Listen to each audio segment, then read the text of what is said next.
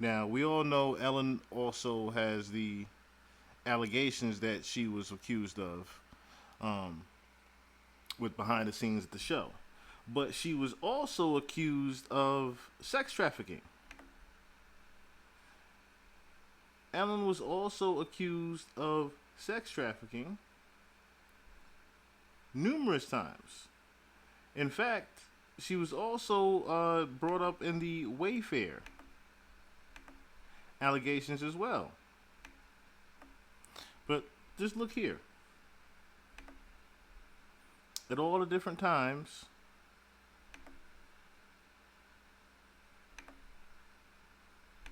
Look at this. Get myself away here real quick.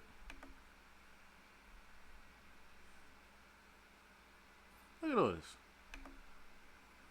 You just put in Ellen DeGeneres sex trafficking, Wayfair sex trafficking, Ellen DeGeneres on Oprah Winfrey offers not on house misleading claims about Tom Hanks. Now the misleading claims about Tom Hanks and Ellen DeGeneres. Notice that they put his name also. Tom Hanks was referenced in the Epstein Island. So of course that's where the sex trafficking rumor even came from. Again, Wayfair partnership. Did Ellen DeGeneres really go to Epstein's Island?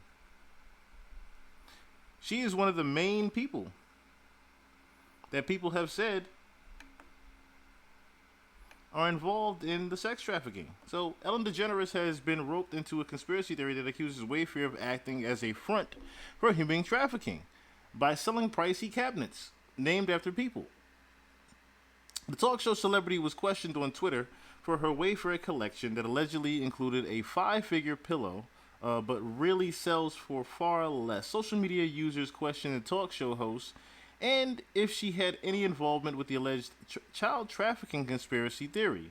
So Wayfair had actually been caught up in the whole Pizzagate theory of child trafficking. At the Ellen Show, please explain why you're selling pillows on Wayfair for over $10,000 with missing children's names on them.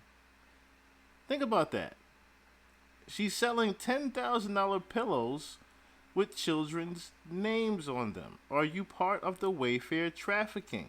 One user asked on social media. Attached to the tweet was a screenshot of lumber pillow with a $10,000 price tag.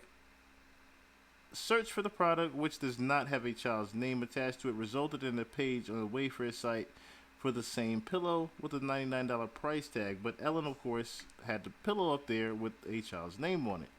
So neither DeGeneres nor Wayfair responded to Fox's business request for comment. On Monday, the Ed Ellen DeGeneres collection with Wayfair launched in 2015 as a joint venture between the talk show host and the CEO of Burke Creative Capital, Christopher Burke, according to the Wayfair website. A social media user posted what appears to be a screen grab of the pillow allegedly posted on DeGeneres' Wayfair collection.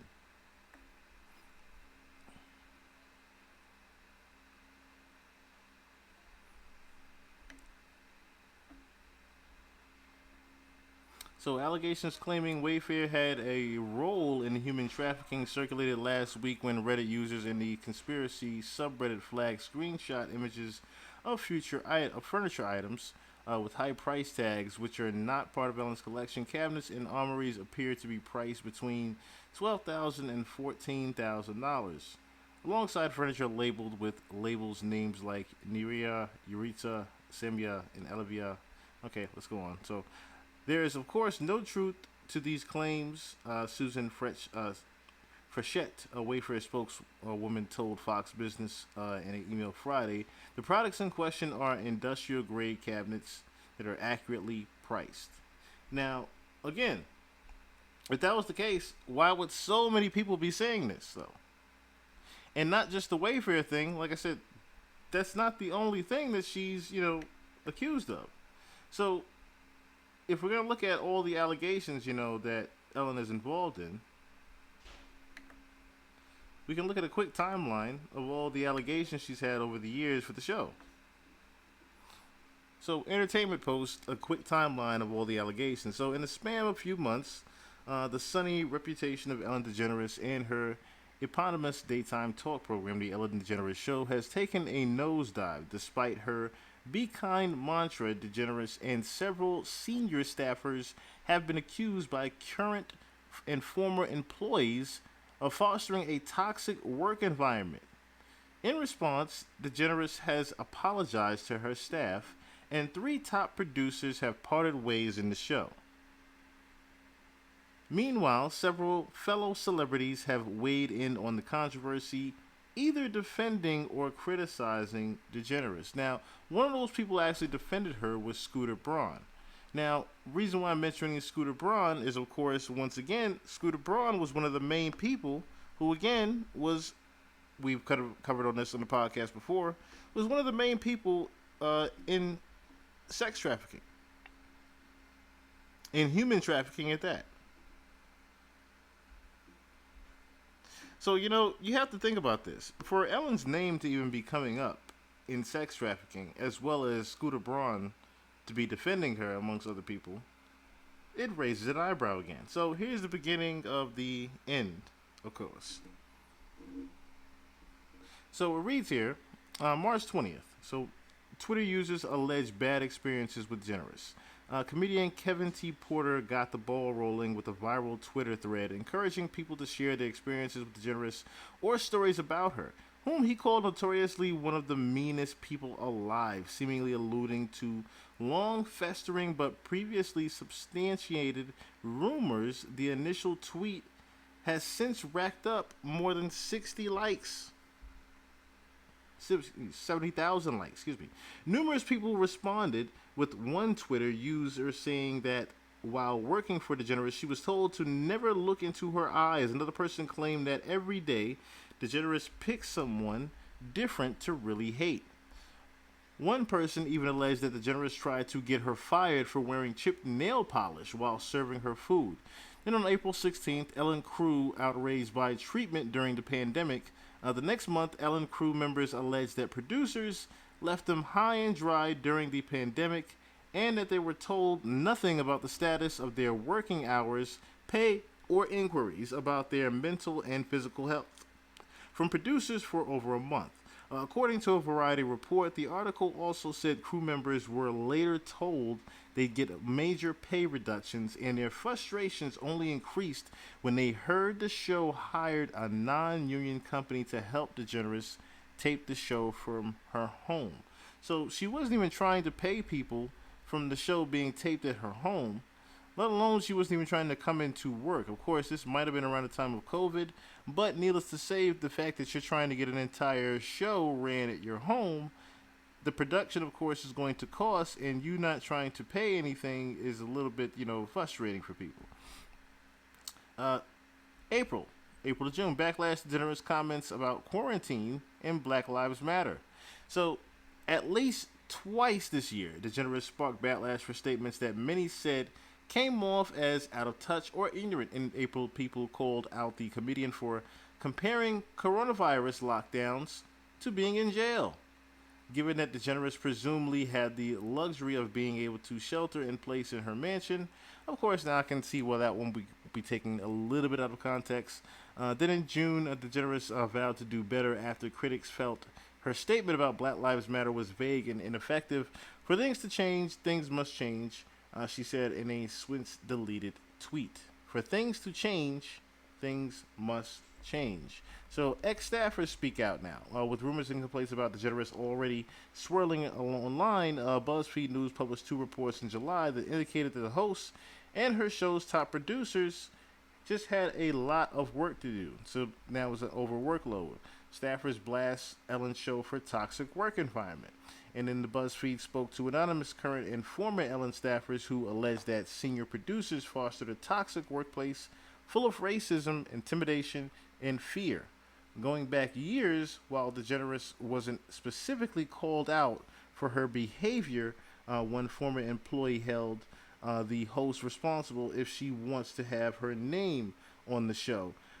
From a black employee describing racist microaggressions that resulted in her walking off the job to others claiming they were fired after taking medical leave or bereavement days to attend family funerals, they paint a picture of a behind-the-scenes culture that clashes with the "be kind" mantra touted by Degeneres. Now, remember that whole thing later on, of course. You're going to hear that same mantra later on, that be kind mantra, as she actually was to take that from someone. Ellen's show reportedly under investigation July 27th. Following the BuzzFeed report, the Ellen DeGeneres show was reportedly placed under internal investigation by Warner Media, which would entail interviews with current and past staffers. Executive producers Ed Glavin, Mary Connolly, and Andy Lassner also released a joint statement to BuzzFeed taking full responsibility for the show's daily operations. For the record, the day-to-day responsibility of Ellen's show completely on us, the statement said in the part. We take all of this very seriously, and we realize as many in the world are learning that we need to do better, are committed to do better, and we will do better. Then on July 30th, DeGeneres addresses allegations in staff letter. 2 weeks after BuzzFeed initial report, she addressed the allegations and that she fostered a toxic workplace. In a letter to her staff obtained by DeGeneres, she avoided discussing specific complaints, but promised that things would now change. While she apologized for employees' negative experiences, DeGeneres also shifted some of the blame to those working for her. As we've grown exponentially, I've not been able to stay on top of everything and relied on others to do their jobs as they knew I'd want them done. DeGeneres wrote clearly, some didn't. That will now change, and I'm now committed to ensuring this does not happen again. In a statement to Warner Brothers, gave an update to the investigation, saying Warner Media found deficiencies in how the show was run. Without naming any names, the company also revealed that there would be several staffing changes that were going to be made. Now, if we go down here to August 17th, says that DeGeneres issues second apology, announces staffing changes. So, of course, nothing actually had changed. That was very telling right there. So, of course, when you move along, the show ended up getting canceled May 2022. With everything going on, it was not just this one time that Ellen had gotten accused of all these abuse allegations. You have to think about the fact that she got canceled on a couple of her different shows that she actually tried to do, as Joe Brown would reference as well. But like I said, to know Ellen, you would also have to know Ann. To know Ann, you would also know Ellen. So let's further get into, of course, the psyche of Ellen, and because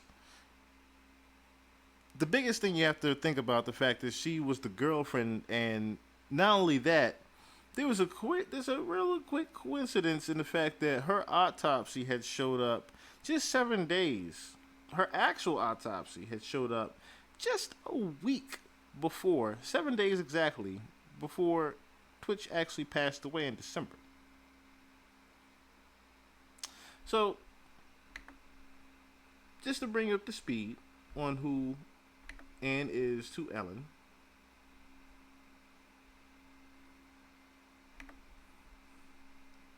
Let me play you guys. Two Hollywood stars. They started dating very soon. TV megastar Ellen DeGeneres first met actress Anne Heche at the Vanity Fair Oscars party in 1997. It was basically love at first sight for the two Hollywood stars. They started dating very soon after the event. At the time of the party, DeGeneres had yet to publicly come out, but she made the big announcement just days later. The couple certainly experienced their fair share of controversy. They were the most famous LGBTQ couple in Hollywood, at a time when such things were practically unheard of. Reportedly, DeGeneres had a much harder time with the situation than Heche ever did. The talk show host told the Los Angeles Times in 2001, "I didn't want to hold hands. I had never done that in public. And yet there was this attitude of, you're going to be on the cover of Time magazine and say you're gay, but you're not going to hold hands? You deserve to hold hands as much as Tom and Nicole, or Tom and Rita. So I have to take responsibility for participating in that." Their romance ultimately didn't last. They called it quits 3.5 years into the relationship. According to ABC News, their romance ended in late summer 2000, just weeks after they were seen house hunting in LA and looking as happy as ever. So what went wrong exactly?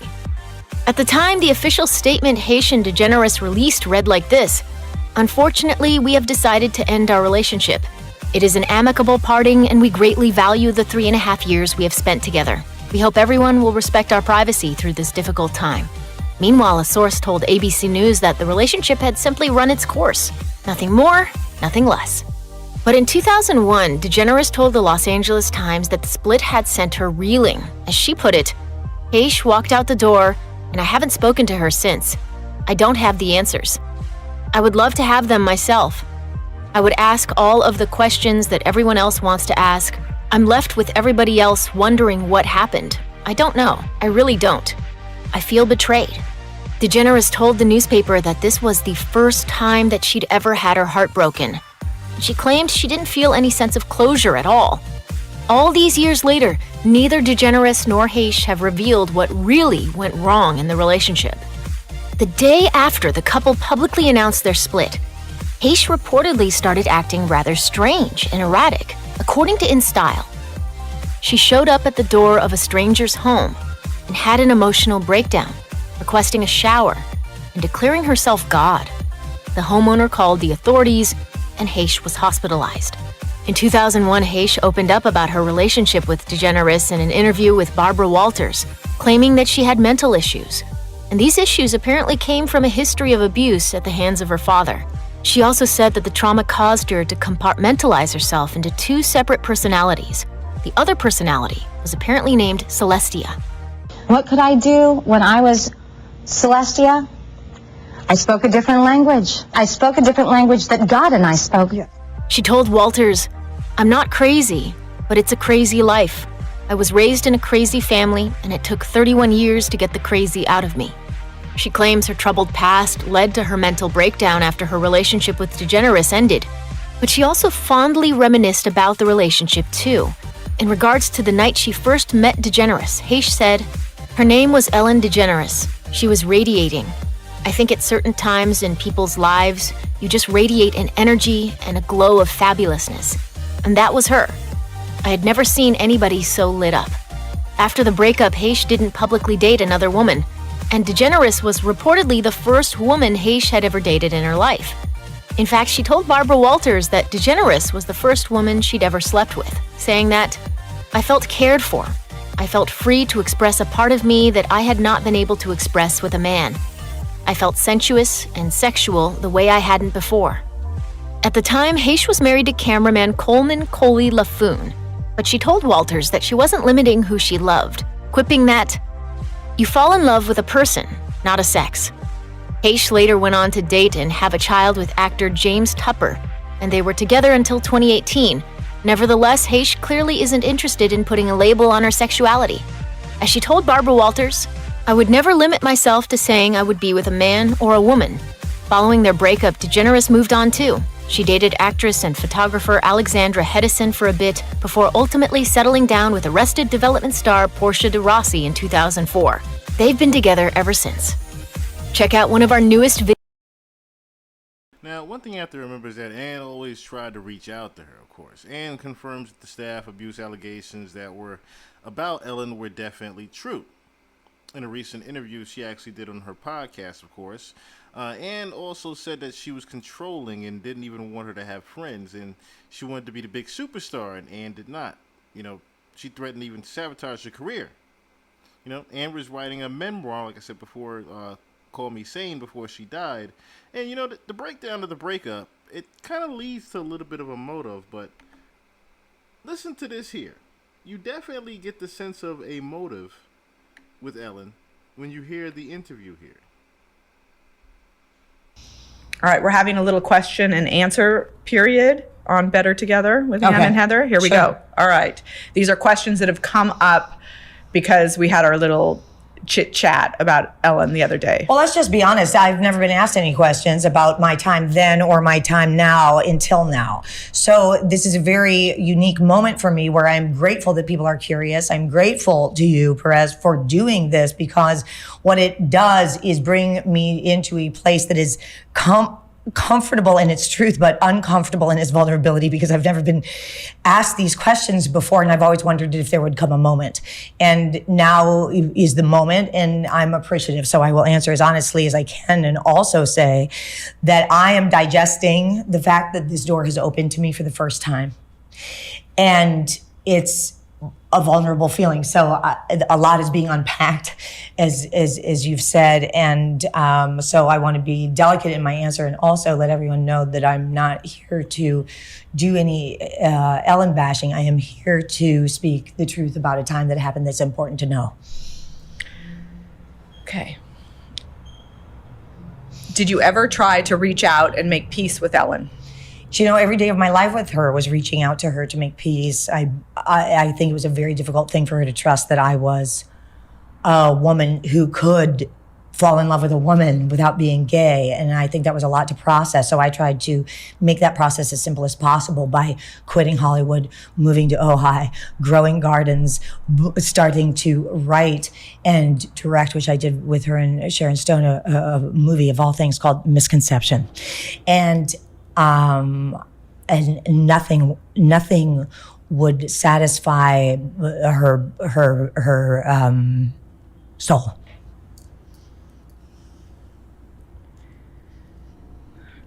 Rumors Ellen was far from nice were out there for years. What was your reaction to the toxic workplace controversy? I felt that it was in the hands of the people who needed to speak their truth. I hadn't spoken to Ellen in years, and I feel that the stories that need to be listened to are being told. Did the stuff about her being emotionally abusive to her staff ring true to you? Emotionally abusive is a container for our actions that we've not healed.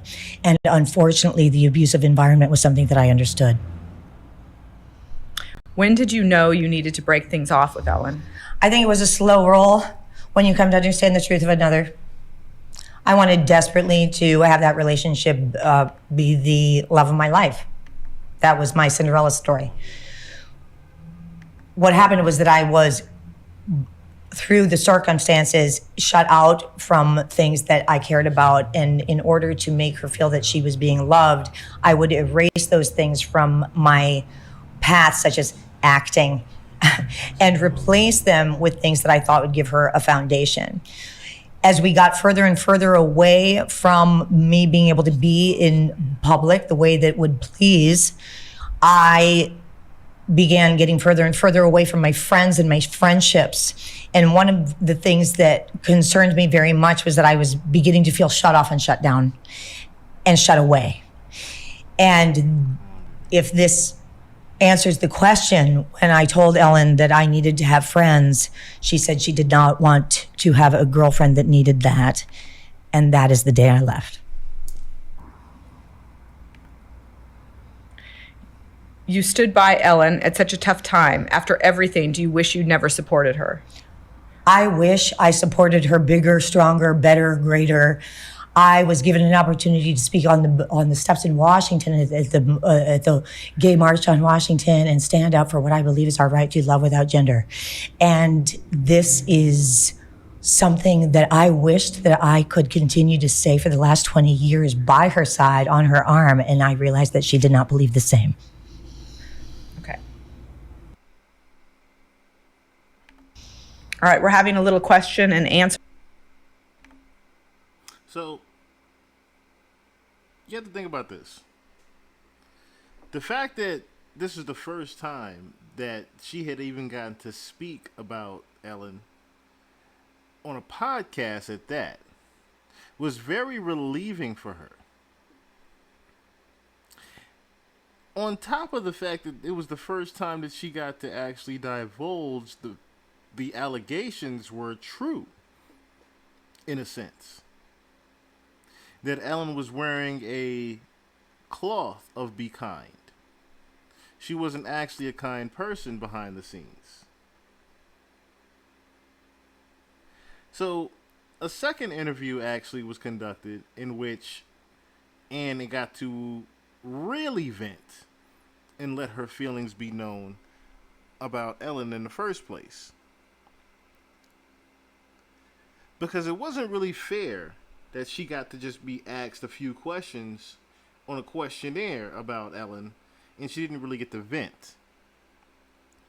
This particular exclusive interview where she was asked questions about Ellen didn't actually get to air visually.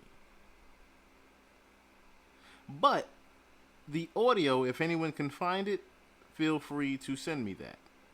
But this particular video audio, I believe, was hidden for good reason. One audio that was not hidden was the second time that she got to talk about Ellen, which was a little bit more freely. Straw Hat. Look, you don't get 2 cups of insanity in and get to take 1 cup out. You meet your maker. Okay. Well, that was a riddle, I gotta say. Well, God is a real. You're going to have to start getting used to me now, bitch. Watch out. All right. Slow your roll on that Coca-Cola. Cut that out because they'll think it's Coke. So never mind. It actually is Coca-Cola. Oh, well, here's the proof. You know what? Every other person also like, oh my gosh, yes. The problem with disease and abuse is this. Once you catch the train of it, you have to go. So we always have a fork in the road. Once people call, and I've said this about Call Me Crazy, if I had known people would do whatever I said, I would have called my book Call Me Sane. And my next one will be, by the way, Call Me Sane. Because now you'll do what I say. Listen, the reality is we have gotten to a place where we are not looking at the truth and we are getting its consequences in our face. And what we're here to do is try to flip that on its head and say, let's look with grace at this opportunity to live this life. We've all come through a very difficult time. We've all been merged in the first time in our lives in an understanding that every single human being who has gone through it.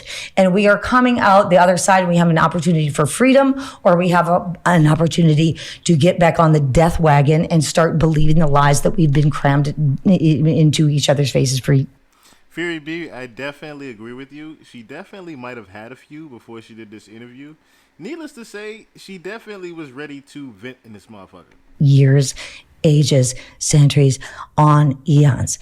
It's time to flip it and start having some fun. Don't you agree? I do, but I want to clarify something here because we always talk about. Well, I have a few books. We always talk about living in kindness, right? And so here we are, telling your truth about Ellen, and we're not being we haven't even begun. I know, but we're not being here's the thing. There's a difference between living in kindness and also standing up for yourself at a certain point. And I think that's where we are at right now with talking about this story. Yes. And people say, because I know you don't read your comments, but I'll read the comments and they're like, oh, there's Ann Heche talking about Ellen again. Ann doesn't talk about Ellen.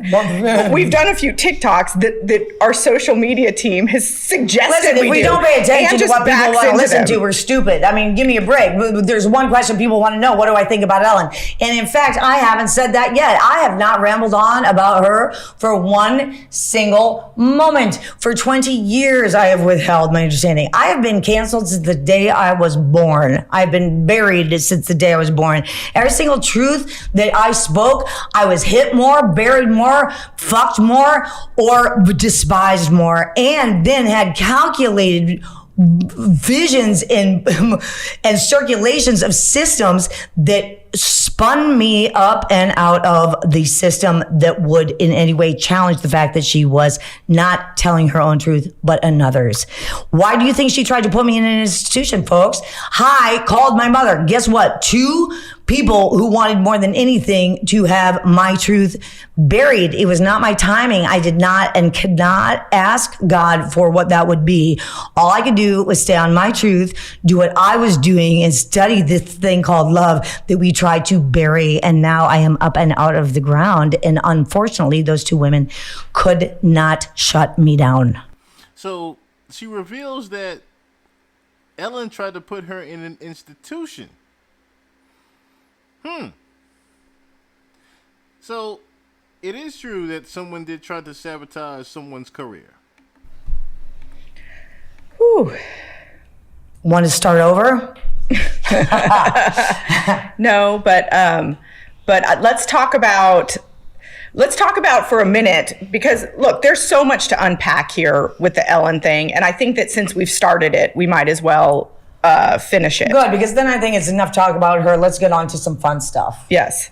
But I do want to talk about how, look, basically what we're saying here is that she basically pitched herself as the queen of kindness, and we're finding that perhaps was not the case. And you're saying that in your experience with her, that was not the case. And in fact, that was kind of your jam. So bitch kind of stole your look. So remember that whole be kind thing that we were talking about in the article? Where she had this whole be kind mantra that was actually pretty much fake? She stole it from Anne. At least.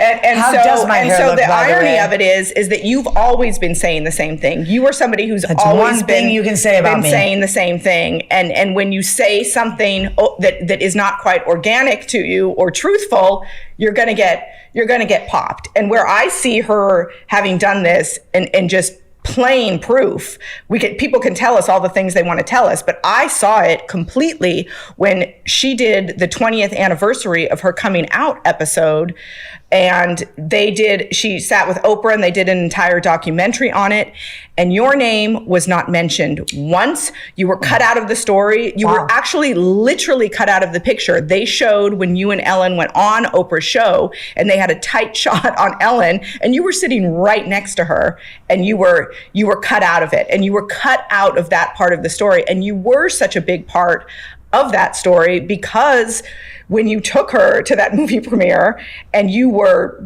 basically blackballed from that moment on, that's a part of the story. And she, with her big platform, just took you, not only did she take you out of the history of that, she, from what we're finding out, every opportunity she got to block you from working to support your family, took that from you as well. And shame on the people who went along with it too, I gotta say. Like, it's a really yucky thing that's coming to light right now. And I will say,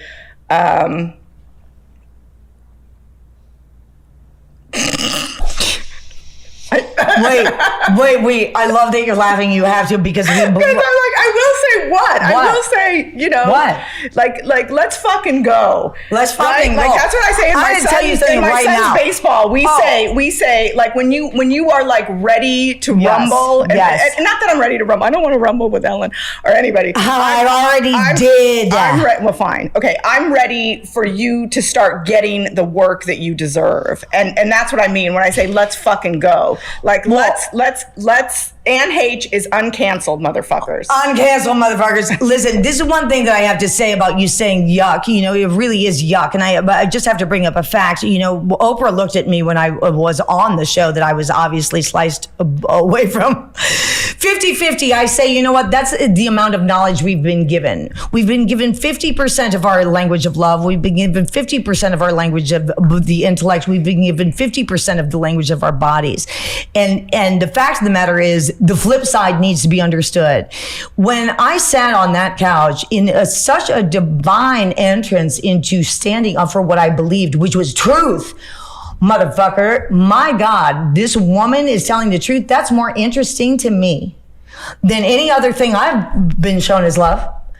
I like that this person is standing up for what I believed was truth and the consequences. She suffered consequences because she did not believe that the truth would make her anything other than queen. Here's the deal. Unfortunately, life will greet you at a very unfortunate time, because when I was sitting next to you and Oprah looked at me and said, "What would you say, Anne, if people said to you, yuck?" You weren't sitting next to me. You were sitting next to Ellen. Ellen, yes. She certainly wouldn't have said that to me. Are you a shapeshifter? I am. Well, you said sitting next to you. Okay. I'm. And she said basically she was insinuating I was that asking gay love was yuck. Like, I mean, what? But the thing you want to say is like, well, what would anybody say Hi, I am looking into the eyes of a woman who suffered greatly, very many things that I did, and I'm talking about Oprah, not you. They did not replay that. They didn't replay that little bit when I said I would say, 20th anniversary. What? Excuse me. And then she did a show on me the next day. Was it possible to be or have or love both genders? Was I so odd that I could love without gender? Is that even possible? As if I wasn't thrown in the inhuman category enough. Like, what are you talking about? Is it possible? Now we've come some way, and I know that the beginning of that conversation had something to do with me, and I feel very proud of that. Gender-free love is a given, by the way, and to say yuck to anybody, and I think we're starting to celebrate the other. The fact that there was such a conscious, deliberate erasing of what it was that I was talking about is what we have to look at. Not what was done wrong, but why we were not able to talk about it then. Why were we not able to talk about love? Has it taken us this long to be able to do it? So we're moving into a next step, hopefully. And hopefully I have some more intelligence, I know I do, around it because I've studied it to be able to communicate a little bit better about what happened 20 years ago and the fact that it's taken us 20 years to be able to be at a point where we can listen to the truth again. And Ellen's fine. She can sit on her pile of money. I hope you fine. like your money because that's why I broke up with you. Do you like sitting on your piles of cash? Because guess what? It gets you exactly where you are. And by the way, baby, and it's what you wanted then, and I hope you're liking it now. Cheers. You broke up with her because she had a lot of money, or you broke up with her because... I broke up with her because her goal was to have a lot of money, and mine was to find love, and hers was I want 60 billion. Good luck. Our forks are never going to meet. The further we stay on with this, the further we will be apart. Okay. She didn't live in that loving kindness. No, she didn't. But you and I don't talk only about she wasn't a dick. Revenge a lot, No, we don't. There's one thing that I remember. There is one little nugget that I do have a sense of wanting a little bit of. I guess the only word is revenge. I feel that you were so wronged. And now to know that you were continuing to be wronged, it fires me up a little bit. And especially, look, when you look at somebody like Ellen, who literally is sitting on a pile of $60 billion and then could feed countries. Right. And then but you got a Porsche. I mean, you're not hurting. You live beautifully. Wait, that's really funny. I just noticed that. Sorry, I have to put a pin in it, but I realized that Ellen drove a Porsche. I want a Porsche. Well, she's not going to give me a Porsche now. Culture and then she married one. All she used to do was drive Porsches, and she collected them. I just thought it was so stupid because they were so loud you couldn't talk in them. So I thought it was so I'm going to drive a Porsche. I know. Well, now I'm going to get us both one. But you're going to buy me one. I'm going to buy you one. And they're going to be red, white, and blue. And no, they're not. I want mine flag. to be either white or black. I mean, or okay, baby fine. blue if it's vintage. Baby blue would be good. Ooh, maybe we'll have matching ones. So, but the hilarious thing is that all she wanted was money, and then she ends up marrying a person named Portia, who, by the way, I wasn't getting the joke. I took this long to get it. Portia even asked me about Ellen before, Portia came to my wedding because I was on Ellen McBeal with her, and Portia even said, I'm going to go after Ellen. I know you're not. I'm like, but you won't be the poster child, girl, because guess what? That poster child has already been taken. And by the way, it wasn't a great spot, but yours ain't going to be any easier. And I'm telling you now, like, red flag, red flag, red flag. We're going to go to a dive bar and meet Camaro. Jang, jang, jang, jang, jang, jang. Hey there, Camaro. How you doing? I met a Camaro on the side of the road. Okay, we're digressing. I mean, let's get back to some serious shit. She was a bitch. Oh, dear. So, needless to say, she pretty much had to cut her off after she did that because she started to go in. she started to go in from the, needless to say, let's get into some serious shit. She was a bitch. They had to cut to a break because, like, as you heard, this was the first time that Anne had gotten to really speak on Ellen in the first place. And unfortunately, this podcast was done in June. Okay, this podcast was done June. The first one was done June 24th, where she was with the blouse on. This one was done June 28th, 2021.